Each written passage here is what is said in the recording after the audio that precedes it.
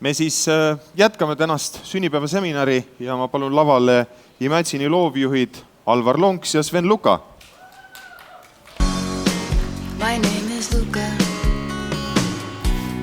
I live on the second floor. I live upstairs. Sa Sven vist tead seda laulu? Ühe korra olen kuulnud. Kui paljud inimesed su käest küsivad, et kas sa seda lugu tead? Kõik. Kõik, jah. Ja mis sa vastad nüüd pärast? Ei tea. Sveniga on üks selline huvitav lugu, et Sven tuli Imagine'isse tööle, tegelikult kandideerides ühele teisele kohale, kui ta täna töötab. Ja me võtsime Sveni tööle sellepärast, et ta oli 18-aastane vist, oli see sel hetke, jah? Ja Sven ütles, et tema eluunistus on saada copywriteriks. Ma ei olnud mitte kunagi kuulnud, et keegi nagu Eesti noortest reklaamitudengitest ütleks, tema eluunistus on saada copywriteriks, kõik tahtsid saada ikkagi loovjuhtideks. Ja ma ütlesin Helenile, et me peame sellisele mehele nii-öelda võimaluse andma. Aga... Ja nüüd ta unistused purustanud ja nüüd ta on loovjuht. Ja, me võime alati su copywriteri kohale taandada. Vabalt. Et see ei ole midagi halba. Aga ma küsin siis nagu kohe siit sellise küsimuse, et miks inimesed, kes reklaami lähevad õppima, miks neil on noorena nii suured ambitsioonid, et nad tahaksid nagu õudselt ruttu siis loovjuhiks saada, sellepärast Lorenzo just praegu ütles, et kui vanad te olete. Et tema jaoks nagu nii-öelda Argentiina mõttes on ikka väga üllatav, et nii noored mehed on nagu agentuuri loovjuhid. Oota, kumb see küsimus, kummal küsimus on? See oli jah, natuke läks siin anusääritse valdkonda, aga katsun nagu korrata nüüd seda. Ma ausalt ei mäleta, mis ma küsisin, aga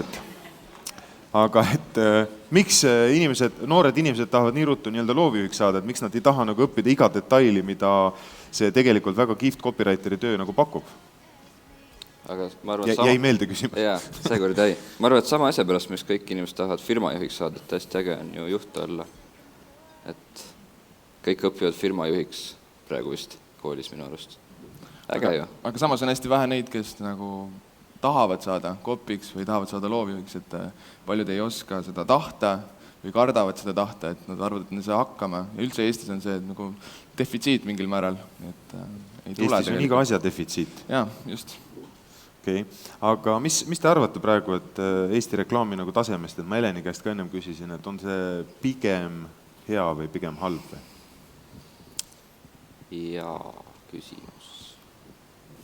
Oleneb nagu mida vaadata, selles mõttes, et on väga palju häid asju ja on väga palju kehva tööd, et mida ei tahagi vaadata või millega ei taha nagu kuidagi kokku puutuda. Aga on ka väga palju häid asju. Mina isiklikult selles mõttes olen üllatunud. Ei, ma olen nõus. Meil tuli kliendilt üks kiire küsimus. Kunst, sulgudes muna versus tulemus. Kumb on teie arvates kliendile tähtsam? Kliendile? Tulemus. Aga teile? Tulemus koos munaga. Nüüd, kui juba munast juttu tuli, siis ennem Heleniga sai ka räägitud, et mis probleem nagu meil on, et me tahame hirmsasti nagu mune võita, aga miks me nagu seda kannist seda lõvi ära ei too? Heleni vastas ära, et... Minul oli tegelikult ükskord võimalus tuua kannist lõvi ära, et istusin Käisid Cannes'is... lõvipuuris? Ei, ma istusin Cannes'i tänava peal, oli mingi pidu just lõppend ja siis tuli üks mees, kes oli väga purrus, ta kõikus, tal oli lõvi näpus ja siis ma mõtlesin, et kas ma võtan selle ära või ma ei võta. Mina oleks võtnud. Jah, ma nii julge ei olnud ja siis ma ei võtnud, et ma mõtlesin, et ma võtan parem kuskilt baarist veiniklaasi, see on ka mingil määral niisugune auhind, et selle julguse eest, et julgust on vaja. Kusjuures see aasta sa ju said pronksi Cannes'is koos teiste Eesti reklaamitegijatega, küll mitte reklaamis, aga jalgpallis. Ja see medal mul on tõesti, et... Ja te võitsite Hollandit ja Portugali ja Brasiiliat ja jumal teab keda või? Nõukogude liitu. Nõukogude liitu ka, jah, muidugi. Aga nüüd, muna munaks ja lõvi lõviks, aga ma just mõtlesin siin korra, et kui me võtame näiteks Soome mingid suured ekspordiettevõtted, võtame Nokia, et keegi ei taha nagu väga Nokiast rääkida, aga see on ikkagi nende nagu kõige suurem bränd olnud ja on edasi ka, või võtame mingi Kone või võtame kas või meie enda kliendi Hesburgeri, siis tegelikult neid kliente juhivad agentuurid Soomest, ehk et nii-öelda rahvusvahelisel tasandil on nii-öelda liidagentuur nagu Soomest. Miks Eesti nagu suured eksportöörid, teiste hulgas Skype või Krimelte, kes läks näiteks Brasiiliasse, nüüd hästi kuum sõna TransferWise, miks nemad ei kaasa näiteks Eestit või mõnda Eesti agentuuri nii-öelda juhtiva liidagentuurina rahvusvaheliselt, ikka võtavad mingisuguse nii-öelda rahvusvahelise keti enda brändi nagu turundajaks ja reklaamijaks? Äkki sellepärast, et sama põhjusel, miks kõik lähevad Eestist töölt ära, et välismaal on ju parem nende arvates. Aga sa arvad, et me saaks hakkama, et kui... Ma arvan küll, et saaks ja miks me ei peaks saama hakkama. Seal ongi see kartus, et inimesed kardavad, et ei saa hakkama, sest ega sa üksi nagu ideed ei osta, et sa ostad tegelikult kogu seda teostust ja kui nagu sealt midagi on puudulik, siis sa ei julgegi võtta ja osta seda teenust. Ma arvan ka, et tase on meil hea, aga lihtsalt kuidagi mingi hirm on brändidel ja firmadel, et ei ole. Tegelikult on. Ühesõnaga, esmaspäeval helistame Jaan Puusaagile Krimeltesse, ütleme, et me tuleme teile agentuuriks, saame Brasiilias hakkama. Vabalt. Väga hea. Mis edasi? Kuhu Eesti reklaami või üldse, kuhu reklaamimaailm teie arvates liigub? Kõik räägivad digitalist, kõik räägivad sotsiaalmeediast, kõik ütlevad, et eepiliste teleklippide aeg on möödas. Mis Eestis saab, mis maailmas saab? See on alati hästi põnev, igal pool festivalidel on ka, kõik räägivad sellest, et mis hakkab saama ja siis sa nagu vaatad kogu aeg, nagu sa oleks seda juba nagu näinud, et see kõik nagu kordub, et eks ta liigub, minu arust läheb aina nagu ebaselgemaks, ei ole nii nagu selgeid piiri jooni, et kuhu tõmmata, mis asi on reklaam ja nagu... Faktelain, nagu öeldi, väga hea oli minu arust see.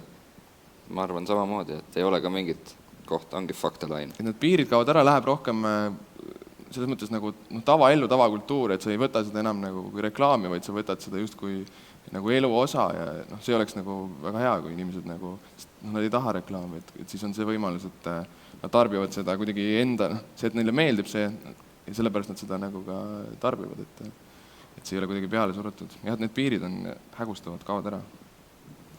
Ma tänan. Need olid meie Imagine'i loovjuhid Alvar Lunks ja Sven Luka. Ja mul on hea meel, kutsume lavale meie kõige kaugemalt Argentiinas saabunud esineja Lorenzo Shakespeare'i. Don't cry for me, Argentina. The truth is I never left you. Do you like this song? No, I hate it. Why? It's not Argentine. No? No, this is Andrew Lloyd Webber. But it's It doesn't Madonna. have anything to do with Argentina. It's Madonna. Madonna can sing whatever song for whatever country. Well, okay. You came to Tallinn together with our Brazilian friend Ronald Capaz and you arrived on Wednesday. That's it. You have had some time to look around in Tallinn, to see Old Town, to taste good food. And what are your first expressions about Tallinn? And is there already something you like, you love, and you don't like, you hate? There's nothing I hate. Okay, good. I loved everything. I loved the city. I loved meeting you and Annika here for the first time. This is actually, well, nobody knows this and don't have a reason to know this, but we hardly know each other. Yeah. We met very, very briefly in Sao Paulo a few months ago, and some kind of magic happened there. And so one day I got a call from Margot and said, do you want to come to Estonia?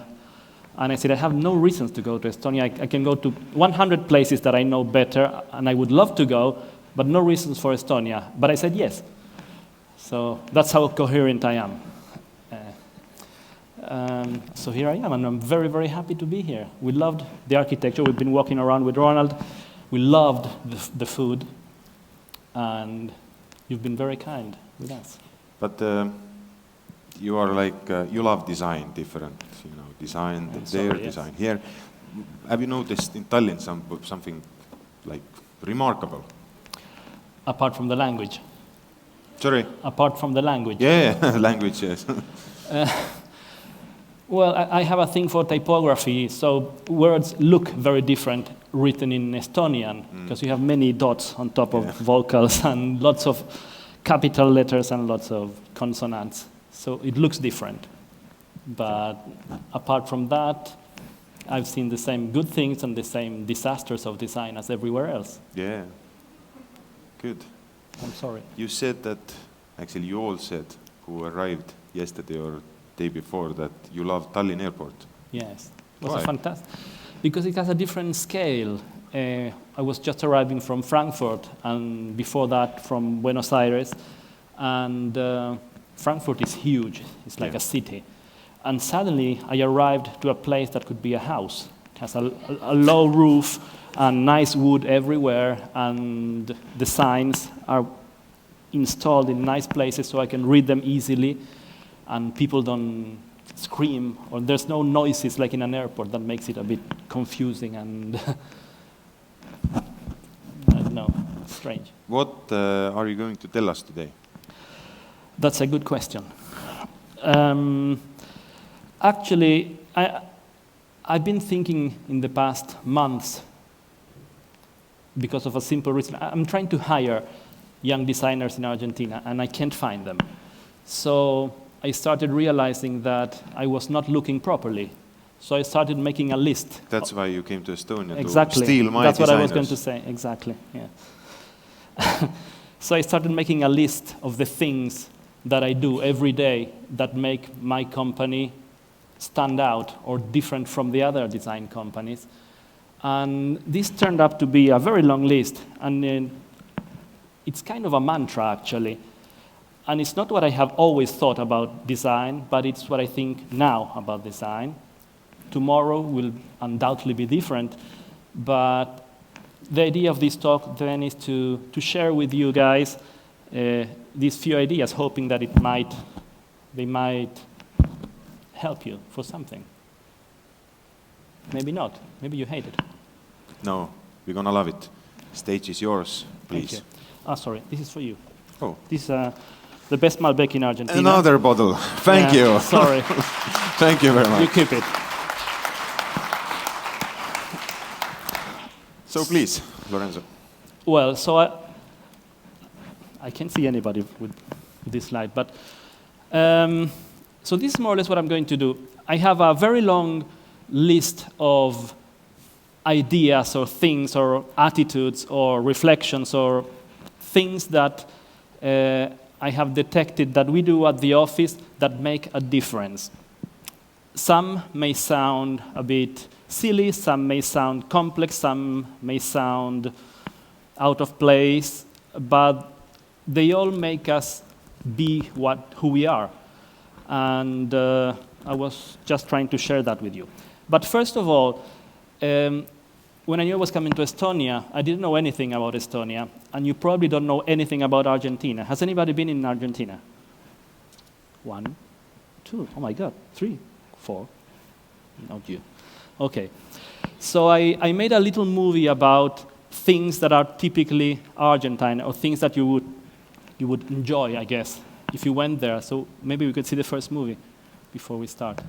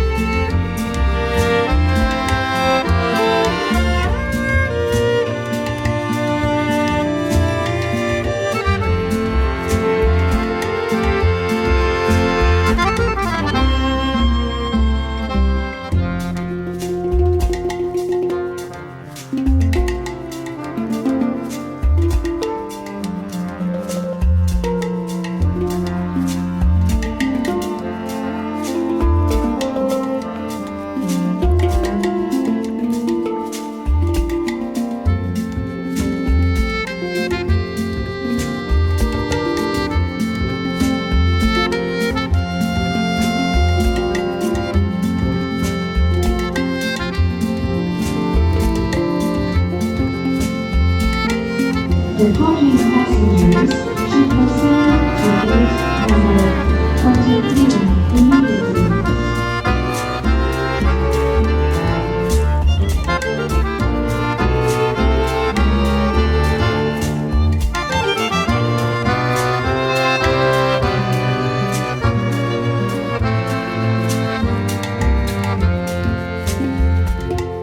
Okay.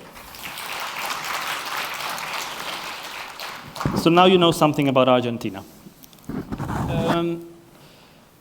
There's a lot of slides here, so I'll try to be very fast and try not to bore you as well. It works. The first thing one has, are there any designers here? How many designers have we got here?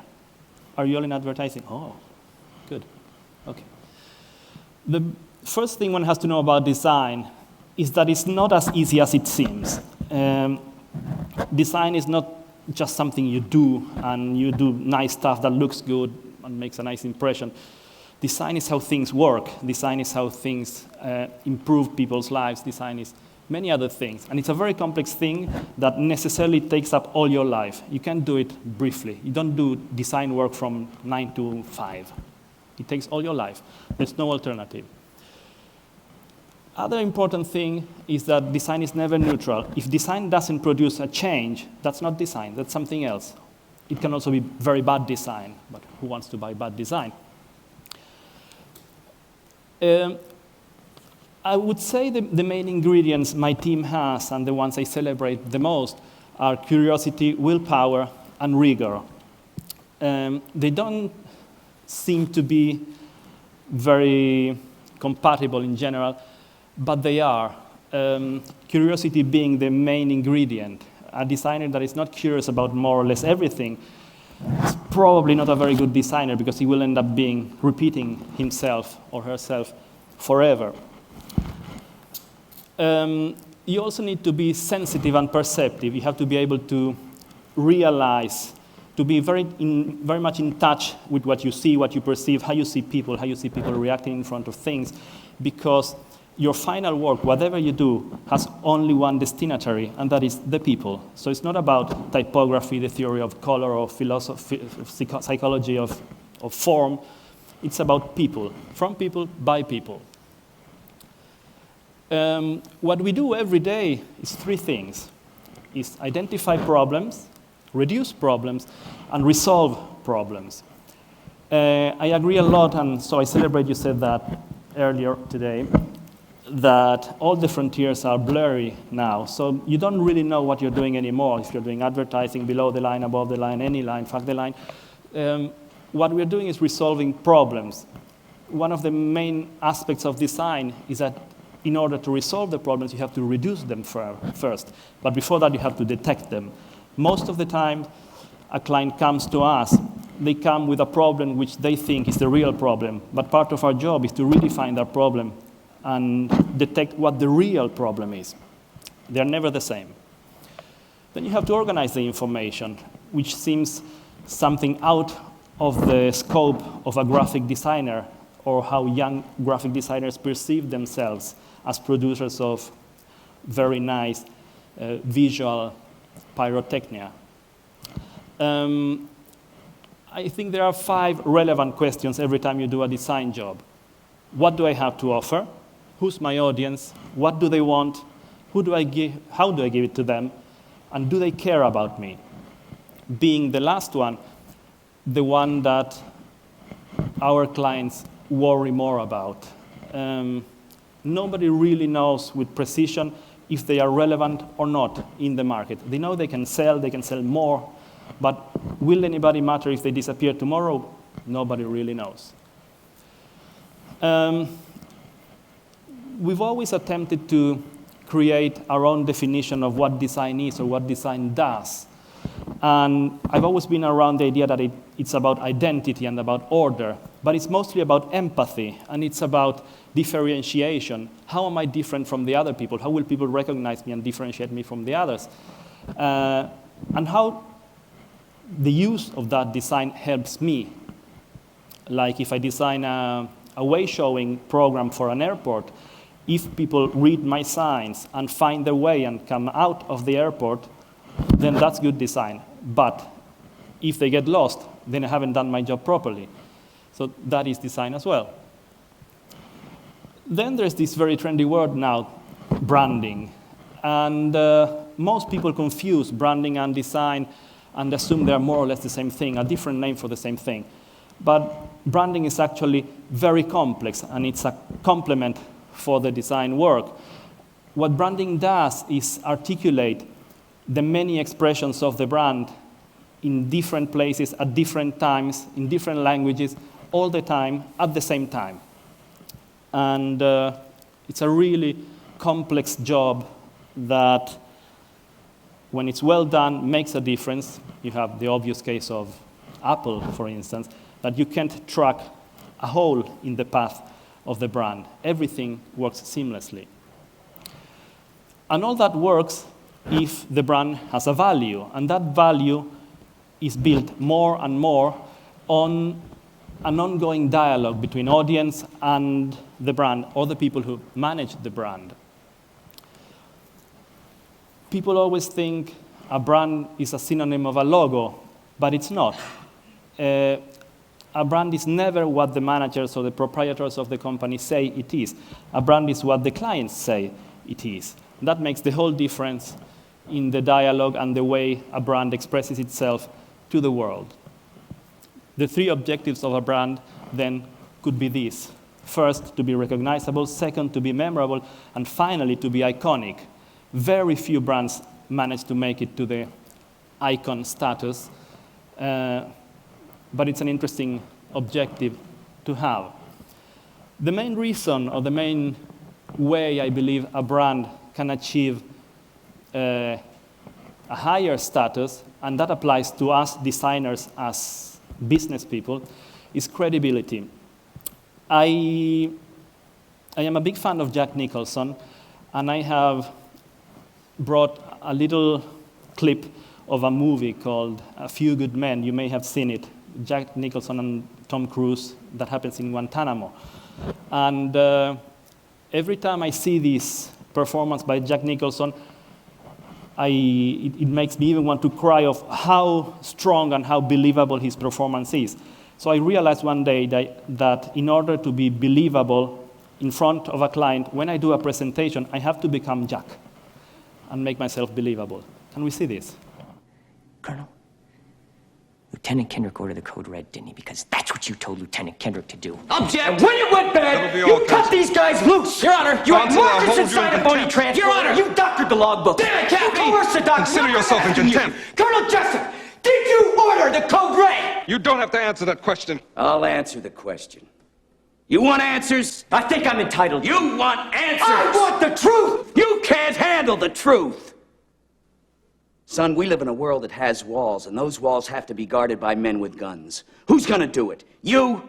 You, Lieutenant Weinberg? I have a greater responsibility than you can possibly fathom. You weep for Santiago and you curse the Marines. You have that luxury. You have the luxury of not knowing what I know, that Santiago's death, while tragic, probably saved lives, and my existence, while grotesque and incomprehensible to you, saves lives. You don't want the truth because deep down in places you don't talk about at parties, you want me on that wall. You need me on that wall. We use words like honor, code, loyalty. We use these words as the backbone of a life spent defending something. You use them as a punchline.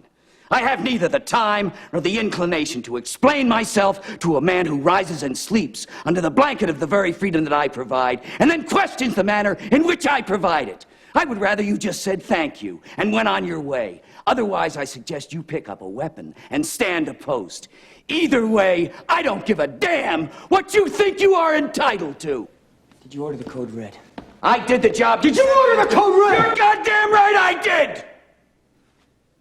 What happens to me when I see Nicholson doing this is that he's so good, so bloody good, that makes Tom Cruise even look good as an actor. Did you see his eyes? And he manages to talk and be absolutely outraged, but his eyes are injected in fury, and it makes you fear. I hope nobody shouts at me like that ever. So let's go back to the brands.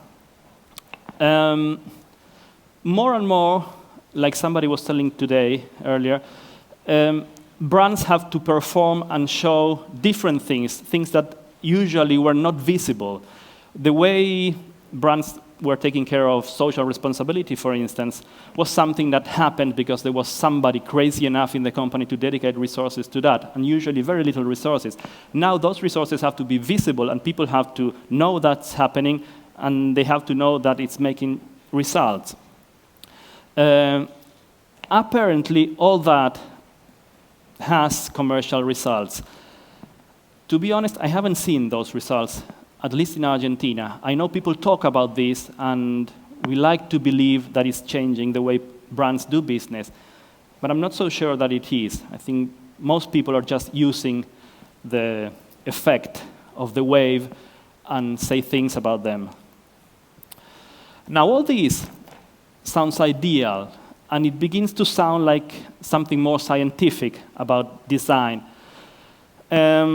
But it's not quantifiable. It's very complex. You can't put emotions on a spreadsheet.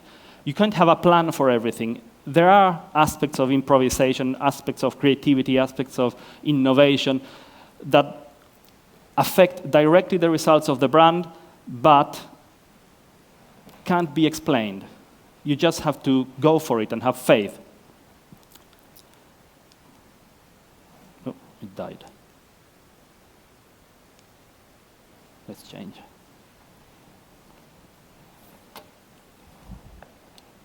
There you go. So again, a brand is not just an abstraction. It's a language. It's a language that has been crafted very carefully to produce a determinate result. It's meant to produce a transformation. It's not meant to be a static thing. A brand is an ongoing process that goes and goes and mutates and transforms and changes and grows. Oh, again. There you go. I would like to say that I am a person of processes, and we kind of follow some rules to prepare branding work or design work. But I have to admit that more and more I trust my intuition and the intuition of my team. We call that magic inside. I think it's kind of too much, but I can't explain it in any other way. That magic, sometimes it's visible, and we like to dedicate time to that. Now, in order to be able to work that magic, and in order to be able to have the time to find the influence and read and travel and understand that, we have to dedicate less time to silly people. I read this about Tibor Kalman a few months ago, and I have to say I related to that very easily. More and more, we dedicate more time to dealing with people who don't have anything to do with the brands they are representing.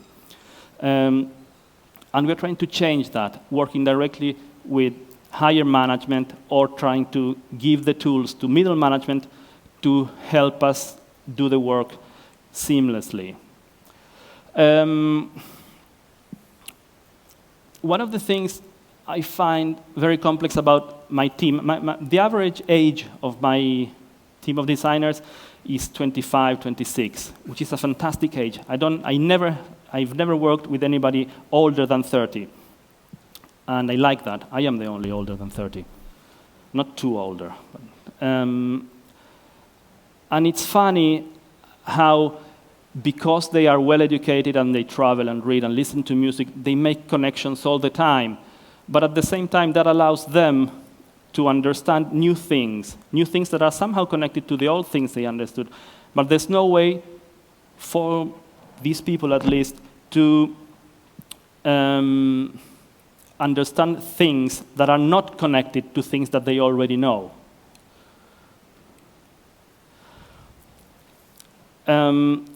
Except when intuition comes to play. I am a big believer in intuition. The bad thing about intuition is that you can't explain it. You can't go to a meeting and tell your client, I think this goes more or less this way. because it's not going to buy it.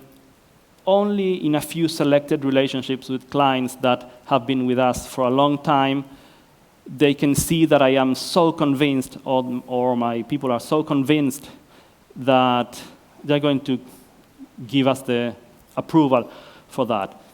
One guy says that intuition will tell the thinking mind where to look next, which is quite a clever and wise definition. But then Jorge Frascara, who's an Argentine who lives in Canada, rationalized the idea of intuition and divided it in 4 possible incomes of information: knowledge, sensitivity, ability, and experience. So intuition is not magical anymore. It's just the result of the combination of 4 things, which is interesting as well. But I don't believe it's totally complete.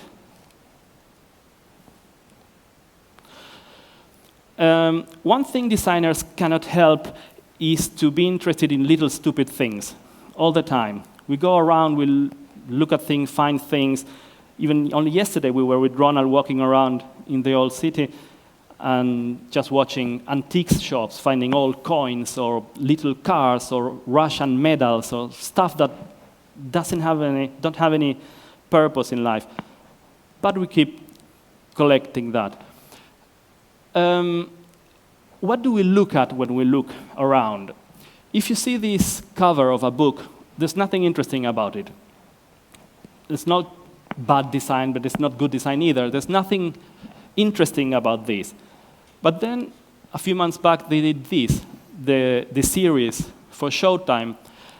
And what I find great and what I love people to discover when I do these kinds of things, this is not mine, I don't know who did that, is when you find a little trick that makes the whole difference, and when you discover that, you participate in a very private event that sticks in your mind. If you check the E lying on its back, you see there's a counterform appearing there. You see the body of a woman inside the E.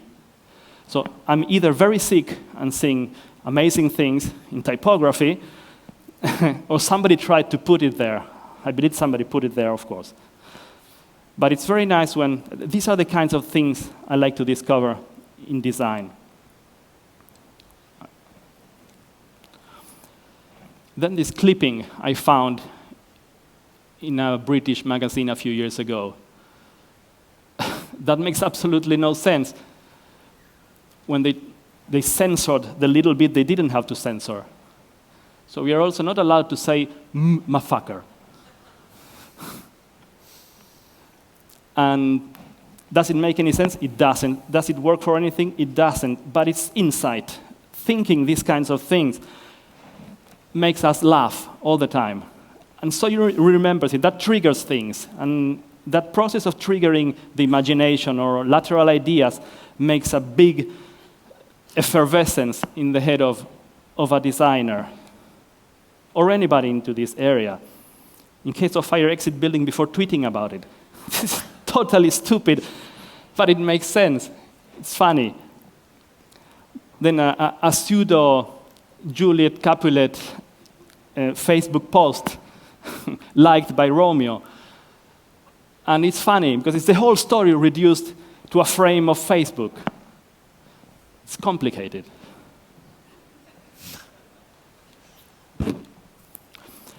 Then I found these fantastic mistakes designers make every now and then. I didn't know this magazine, and I don't know who Nicki Minaj is, and I don't want to know.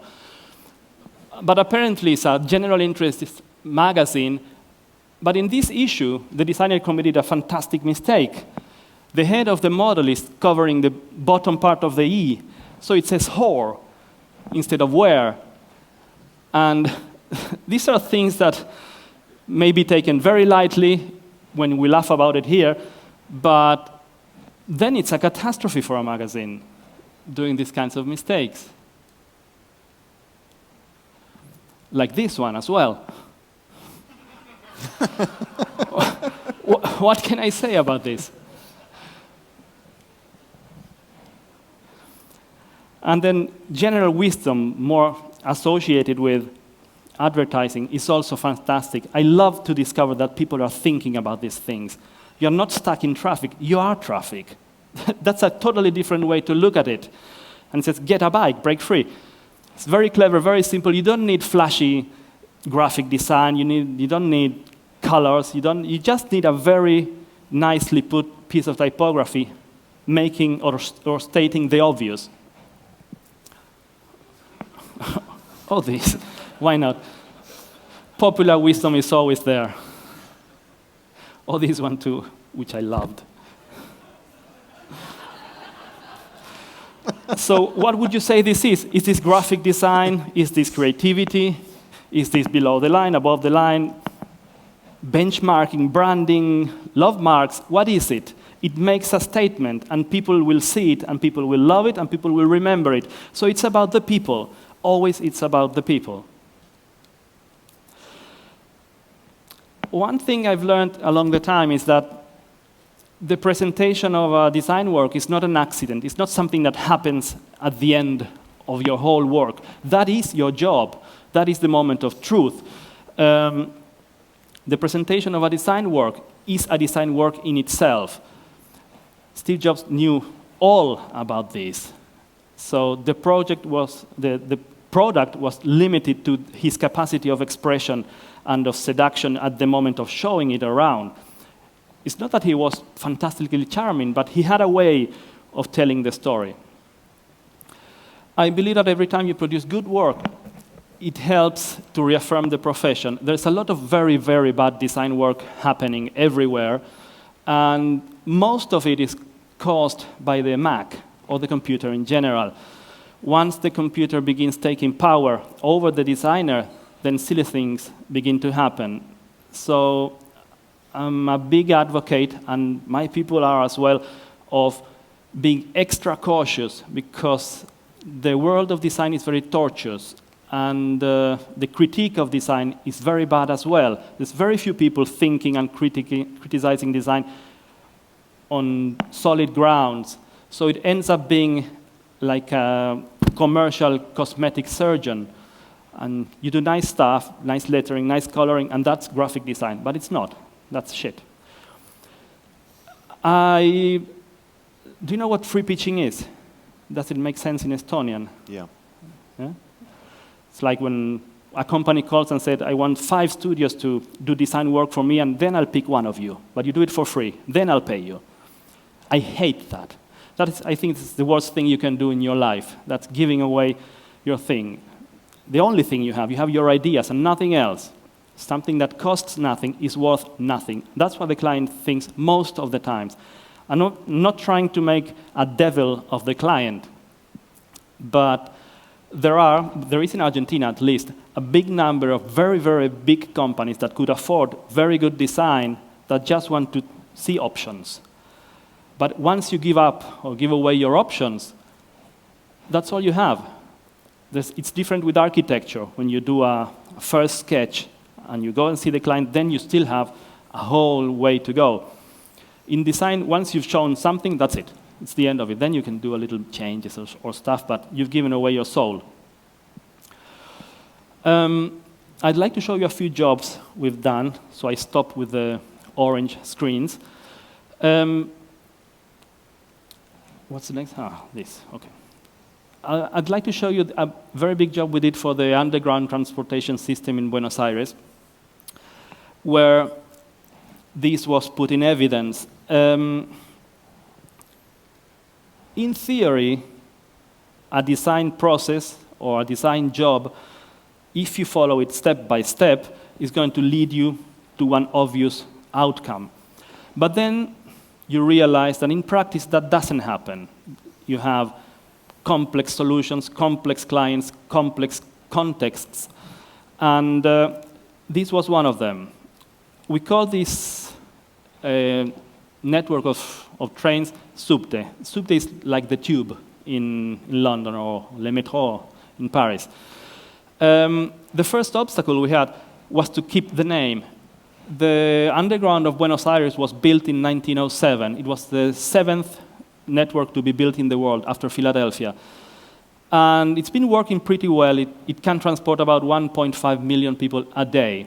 But in 1996, it was privatized, and it was only transporting 1,000 people a day. It was in a very bad state, so they had to refurbish all of it. And one of the jobs they asked us to do was to design the signage system or the way-showing system for the network and to rethink the brand. But their idea was to change the brand and name it something different. So it took us 1 year to convince the client that they shouldn't change the name of the transportation system. It's like the tube is not called the tube anymore, and suddenly it's called the torpedo or something like that. Nobody will take a torpedo, ever. You take a subte. So we started doing the first sketches for the signs, then a technical drawing of it to make a mock-up. Then we developed the whole network in terms of drawings, and we built a prototype. That was the first station, Retiro. Then other ones came, but what we got was this. It was based on a very long belt, as long as the platform of the train, that carries the name of the station periodically, every 2 modules, and we gave it technological unity and typographical unity, and we also dedicated a second channel of information, the gray one in the bottom, that carries contextual information. So you know you're in Callao station, but underneath it says where the closest exit is, that you can smoke, and things like that. Once the prototype was approved, we built the whole network that at that time was 80 stations, I believe. The last job we did was redesigning the map of the network that was somehow organized vertically, so we decided to lay it on its back and make it more clear. And it worked, and it was fantastic. But there was one remaining obstacle, and that was how will people understand in the surface of Buenos Aires where the entrances are and how to make them emblematic checkpoints of the brand that at the same time are a contribution to the aesthetics of the city. You know how things become emblematic in the city, the signs on the streets or the color of the taxis. In this case, the underground planted these signs that look like M&Ms, and now at a very long distance you have these very pure signs that indicate where you can enter the system.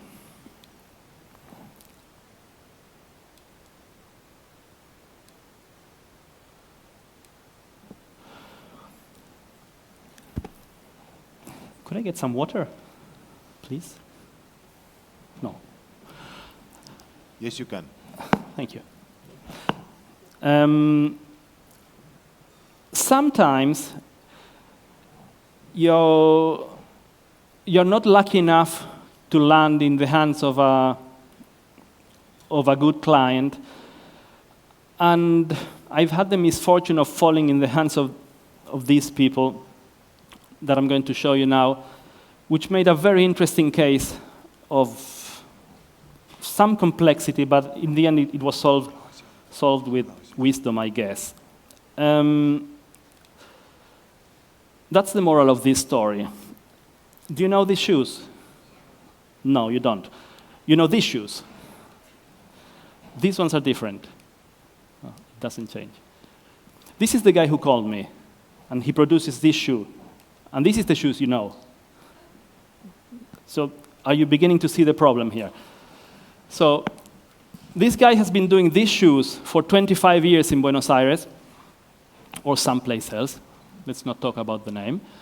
And he called us, thank you very much, to redesign the brand. So I said, okay, that's a very interesting job. What are we going to do about the other brand? And he looked at me and said, what other brand? Well, this brand. No, nothing. What is it? This is your brand, right? Right. And this is the other brand, right? Right. So what do we do with it? Don't you find something similar? No, what do you mean, he said. So at that time, I knew I was in front of a madman. And after some careful research, I realized that he was in trouble with the other brand. and I was getting into trouble if I was going to work with him. So I just said, okay, I'll think about it and call you tomorrow. Of course, I never called again. And I talked to my father about this, and so he said this to me, which was very wise. He sometimes has these cracks of wisdom. The difference between winning and losing is exaggerated. So it was very good to lose this pitch at the same time. Another complex thing between designers and clients is the erosion of the relationship.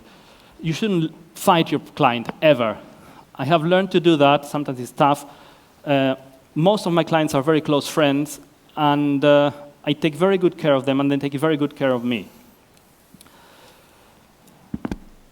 One thing my team knows perfectly well now, and this may sound a bit heretic for designers, for graphic designers who believe they do something just graphic, is that design has a lot more to do with management than with the visual aspect of things.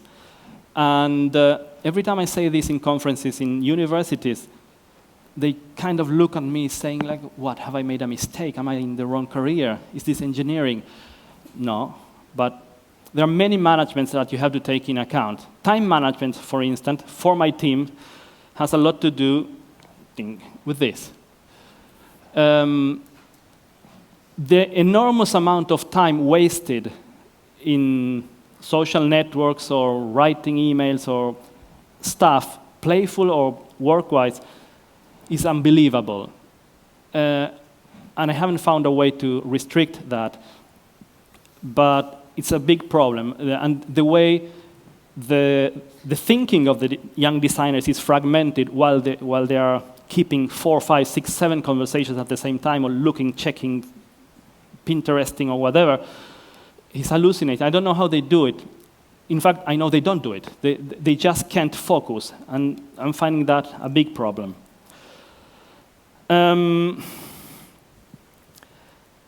For many reasons and for many years, I have found myself in this position. I work a lot, and I work very hard, and I push very hard, so I know that in any case, if my team fails, I'll be there.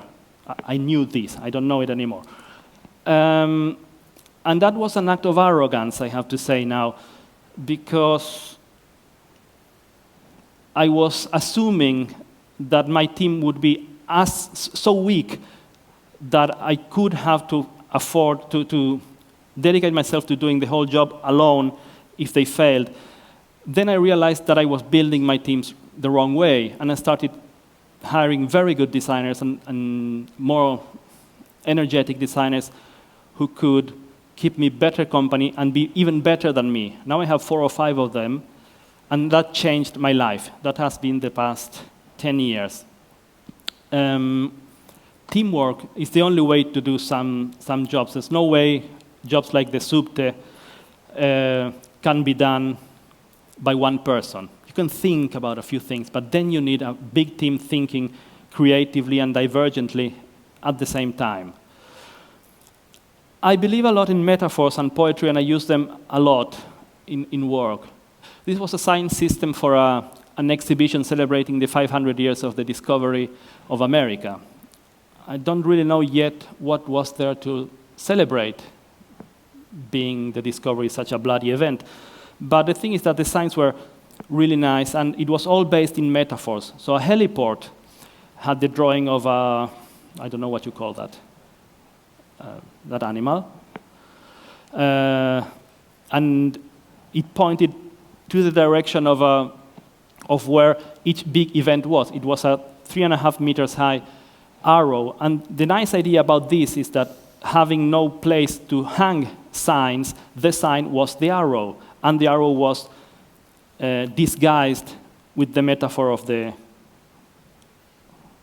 It died again. There you go. Oh. There was a piece of the Berlin Wall, so we did an arrow of the Berlin Wall. We do the covers for this business magazine. It's like the Economist of Argentina. And every cover is based on a metaphor. So what's the use of a chief of cabinet? So we put a puppet there. And a reflection on the crisis in Europe, and you get the flag losing the stars. Talent management, and it was shown by a hand holding water, trying not to let it slip through the fingers. Or a manual to understand China, but written in Chinese. One thing I deal daily at the office is what we call the trendy computer bullshit, or TCB, as we call it daily. Things like these that don't have any kind of contribution to the value of the brand, or this, crap. It doesn't say anything positive, it's just noise. Nobody retains anything about any of these things. It's just things, little plants and colors and textures that don't have any way of identifying or differentiating anything. It's just noise. These are boring designers. I don't like that. They seem to be bored because they're all day repeating that and that and that, and they're not bored, they're boring. And that's what I was telling you about before. The computer has taken over. Lots of people are just being driven by a very expensive machine through a path that they are not marking. It's a path marked by styles. I read this very interesting colophon to a book on Apple. So it had this phrase, simplify, simplify by Thoreau. And then it had Steve Jobs' version, which was the cleverest thing inside the book. You go from something extremely simple to something unbearably simple. Why this? What's wrong with this picture? There's nothing wrong with this picture. This is the sample of a photograph I took for a client in a bank. This is the top of the crop of the First Private Bank of Argentina. And this is an image typically used by banks or insurance companies to show happy people, plentiful people who are enjoying the good things in life. But everybody's showing that. There's no differentiation in that. So we devised a system of very light, minimalistic photography that would be integrated to a typographic layout that made this brand very recognizable at first impact. And the follow-up of the plan was very minimal too. So it really made a difference in that sector and ended up being the most recognizable and preferred brand for this level of banking. What was this about? Okay. I think I'm being too long, am I? No, okay. You have enough Are you time. bored? I can stop. No? Okay. Thank you. So there are some times when I have wondered, why is this client calling me? Is it about me or about what I do? It happens a lot in Buenos Aires, and I believe it must happen here too, that some people hear you've done a very nice job for somebody, and they want you to do that. They don't really know what they want or what they want it for, but they want you to do it, that you are the treasure, not the thing you do. In this case, this is a place owned by 2 Belgian guys and an Argentine in the south of Argentina, in Patagonia. And they bought 10,000 hectares of wood, of a reserve. They have 2 mountains, 3 rivers, stuff like that, things that millionaires buy. And they called us to devise an identity system and a naming system and a brand promise that they could show to possible investors. But they never actually did this. They had to make the promise. So it was a project based on something that was going to be, but it still isn't. That happened 2 years ago. It was a ski resort mostly, but without the participation of technology. So it was all very natural and very ecologic, and that was the main promise. So we grabbed references from skis and the art of whatever you call that, and started designing typography starting from this one. We did what we wanted to do and get this shape evoking the idea of the ski. Then we worked around the spacing to generate nice typography for this stuff. And that ended up being this brand, Baguales. And we built a whole presentation based on a promise. What is the atmosphere of the place? What the client wanted from us was to be able to tell the story of this brand in such a way that it would make it inevitable for an investor to be interested in these kinds of things. Do it again. Oops. Oops. So let's go back to the brands, so we start finishing. What is a brand anyway? I always believe that brand is an access portal. It's like the main door. Through the brand, you enter into the experience of a brand, of a business, or a company, or a product, or a service. If the brand is treated significantly with evocative resources and produces changes in the audience, then it will be a good portal. We designed the shield of the most relevant football team in Argentina. It's called Boca. It's like the Barcelona of Argentina. And we devised a system in which each star represents a won championship. So every time they win another championship, we have to redesign the grid. Helpfully, they don't win too often. This is the first national bank, a private bank in Argentina. And it's a really boring job, but it was huge. It's one of those works when you don't really know why you're doing it. But the answer is quite obvious, it's for the money.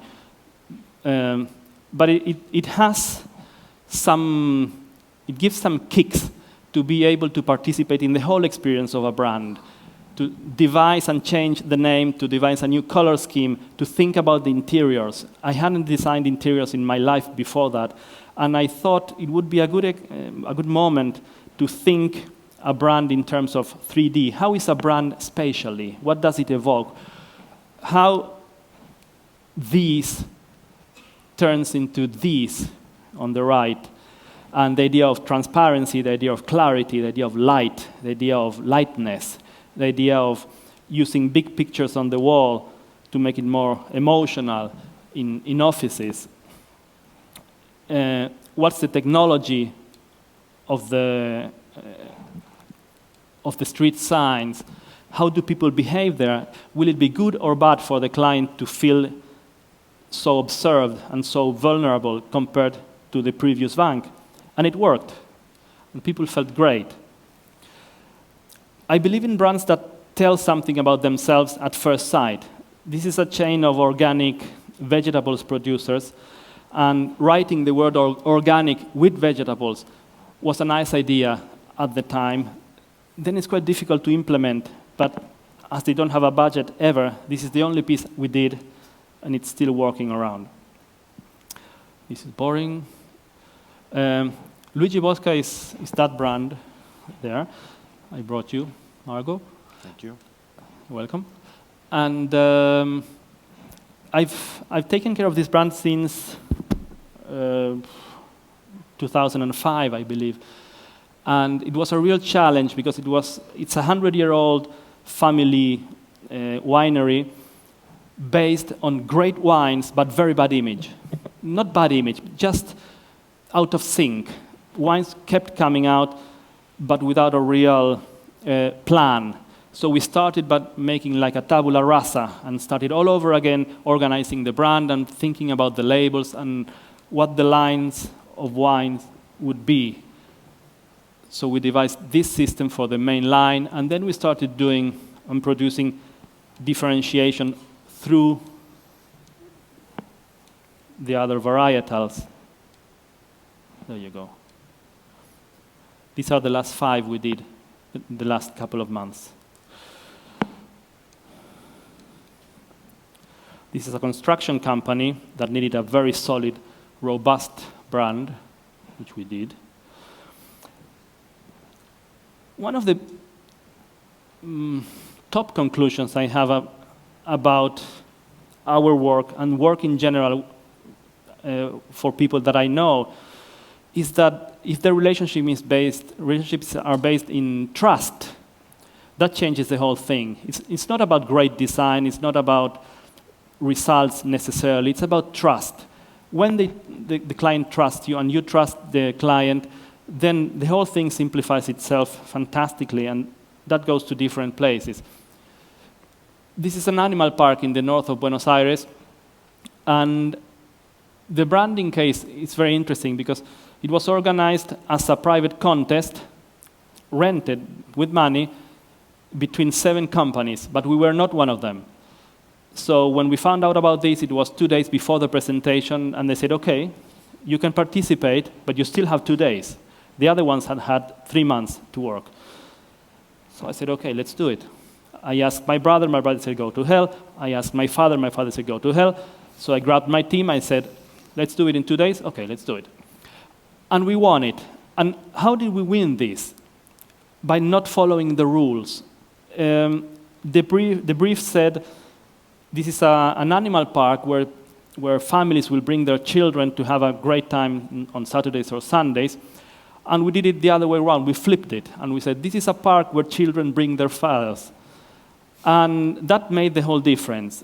So we planted signs in very specific places with a very specific color scheme. We designed the map, which proved to be a very interesting exercise in perception. This was the first map, and we thought that if we represented the park as a floor plan, people would understand. But people don't read floor plans in Argentina, at least. It's very difficult. It's something that architects do very well. So we generated the second plan based on a 3D imagery of the park, which seems very obvious at this time, but 15 years ago, we didn't think of it. That changed the whole relationship between the people and the park. All the signage was designed and written in order to be understood by a 7 or 8-year-old kid that can generate a personal relationship with the sign. This is not just a piece of tin with letters somewhere there. It's something that I touch and I relate directly, and it has a nice animal. This is the system of pictograms we did for that, for the bigger signs that have to be perceived at a distance. And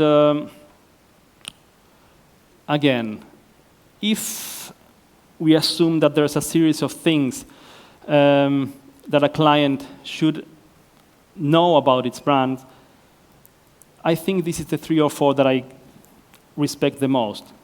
Does my client experience an emotional connection to my brand? If I am the owner of Coca-Cola or any brand, do they feel emotionally connected to the brand? Hopefully. Does the brand you have enhance or improve the client's life, the final client? Maybe. Would your clients mind if your brand disappeared tomorrow? That's a terrible question to ask to a client. But some of the times there is a reply. We are in a time where design is more conceptual than anything else. And what I'm realizing is that what is most complex about design these days is understanding all this intangible value it creates and how to tell it to the people and how to interpret what the people want and turn it into something tangible and visible that has some magical meaning. Dieter Rams, many years ago, a king of the German world of design, had it very clearly. He designed everything for Braun, for instance. You can't put emotions on an Excel spreadsheet. That's the basic problem of design these days. I believe there are no recipes. Every design work is a custom-made suit. You have to take the measurements and decide which way to go. You have to know the brand, you have to know the client, you have to know the audience. You have to understand that it's a process, not something that begins and ends in a 2 or 3 month period. Brands are living organisms that morph along the time. So finally, what is a brand? How can we tell what a brand is? I believe a brand is a story. It has to be told in a certain way by a certain person continuously. It has to make changes. You have to pick the characters very carefully. You have to make it ongoing and assume it is as simple as telling a story and as complex as telling a story. To finish this, I believe one thing my favorite designers have in common, and my favorite thinkers and architects and artists, is that they have detected what I call the heroes, people who do or think or see things in a different way.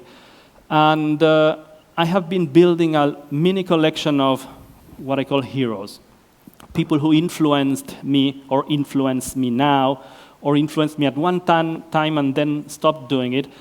And I thought I'd like to share it with you and that way finish this. So if we see that little movie, this is a 3-4 minute movie and then we can go.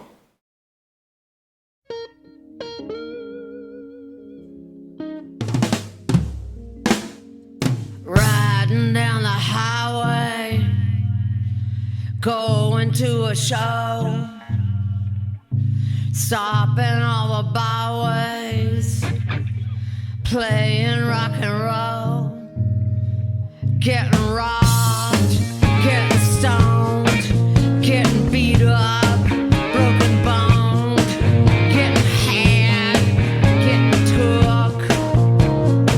I tell you folks, it's harder than it looks. It's a long way to the top if you wanna rock and roll.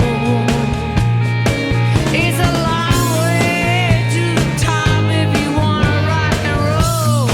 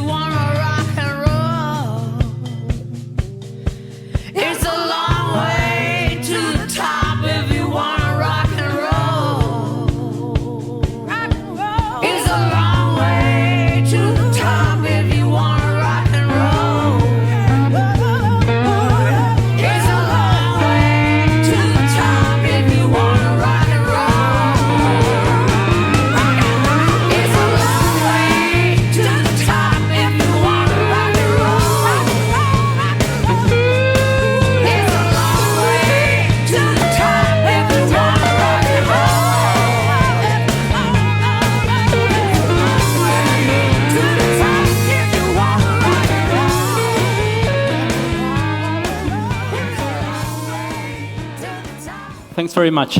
Thank you. Please, we have a couple of questions. People are a little bit curious about your name, Shakespeare. Huh. Have you had some funny story to talk about your name? Well, I have funny stories of everyday life. About the origin of the name, it's kind of obvious at this point of history, but it came from the UK. Sometime my great-grandfather was a railroad worker, Yeah. and he was sent to build the Argentine railworks, and he stayed there, and he met a woman, of course. So he stayed there and built the railwork. Okay. But then it's funny, yeah, it's kind of a useful name most of the times as a brand. I have to behave myself all the time because people remember it. Yeah. So I can't be too silly. Okay. We have a couple of questions. Is it often when you see that good idea has been ruined by bad design? Yes. Yes. Or you... I suffer inside. I'm torn. And I want to call the guy and say, come on, give it another try. Really? Think 5 more minutes and you'll get it right. Okay. But I get that a lot when I'm jury at contests of design, and you see great ideas wasted with bad design or bad form or just lack of work. People get tired in the second act when they should last 5 acts. Okay. What is more important, to follow existing trends or try to create new trends? Never follow anything. Create new. Don't even. Trends is awful as an idea. Trends is for fashion. Identity is something that stays, and design is something that is meant to create a difference. Never follow any trend. Trends are ephemeral.